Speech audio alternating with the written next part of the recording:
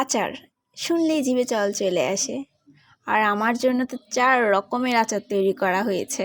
আর প্রত্যেকটা আচার এতটাই মজাদার হয়েছে যে আপনাদেরকে বলে প্রকাশ করা যাবে না। প্রত্যেকটা রেসিপির চ্যানেলে আপলোড করা হয়েছে, তবে আজকে আমি আপনাদের সাথে শেয়ার করব আমের টক আচার।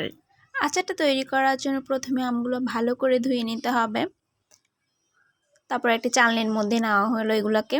আপনারা চাইলে আপনাদের বোল কিংবা থালা থাকতে পারে, সেখানে নিতে পারেন। তারপর আমগুলোকে কাটা হয়েছে, আচার যে সাইজের করবে ওই সাইজের করে কেটে নেওয়া হলো।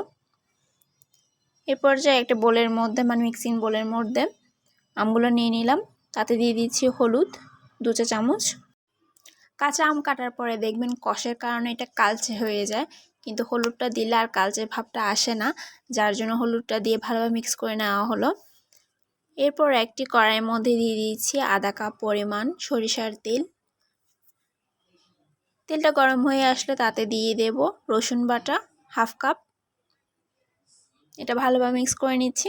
তারপরে দিয়ে দিচ্ছি আধা কাপ পরিমাণ সরিষা বাটা, এটাও ভালোভাবে মিক্স করে নেব। এরপরে দিয়ে দিয়েছি হলুদ, লবণ দিলাম 2 চা চামচ এবং হলুদ দিয়েছি 1 চা চামচ। ভালোভাবে মিক্স করে নিচ্ছি। এ পর্যায়ে দিয়ে দিয়েছি শুকনো মরিচের গুঁড়ো 1 চা চামচ। আবারও দিলাম শুকনো মরিচ কয়েকটি এবং পাঁচফোড়ন 1 টেবিল চামচ। এটা ভালোভাবে মিক্স করে নেব। মিক্স করা হয়ে গেলে এখানে দিয়ে দিয়েছি কাশ্মীরি মরিচ। কাশ্মীরি মরিচের কারণে কালারটা খুবই সুন্দর আসবে। এখানে 1 টেবিল চামচ পরিমাণ কাশ্মীরি মরিচ দেওয়া হলো।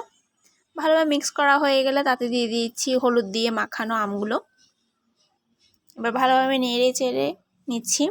ঢাকনাটা লাগিয়ে 10 মিনিট রান্না করে নেব। 10 মিনিট পর আমগুলো মোটামুটি হয়ে গেছে। তারপরে দিয়ে দিচ্ছি ভিনেগার বা সিরকা। ভিনেগার বা সিরকা দিলে আপনার আচারটি দীর্ঘদিন সংরক্ষণে অনেক বেশি সহায়তা করবে, যার জন্য দিলাম। এ পর্যায়ে ঢাকনাটা লাগিয়ে আরও 5 মিনিট রান্না করে নিলাম। আচারটা তৈরি করা শেষ। এ পর্যায়ে কয়েক ঘন্টা ঠান্ডা করে নেব। ঠান্ডা হয়ে আসলে একটি জারের মধ্যে নিয়ে নিচ্ছি। আমি একটি মাটির জারের মধ্যে নিচ্ছি। রেসিপিটা কেমন হয়েছে জানাবেন এবং অবশ্যই বাসায় ট্রাই করবেন।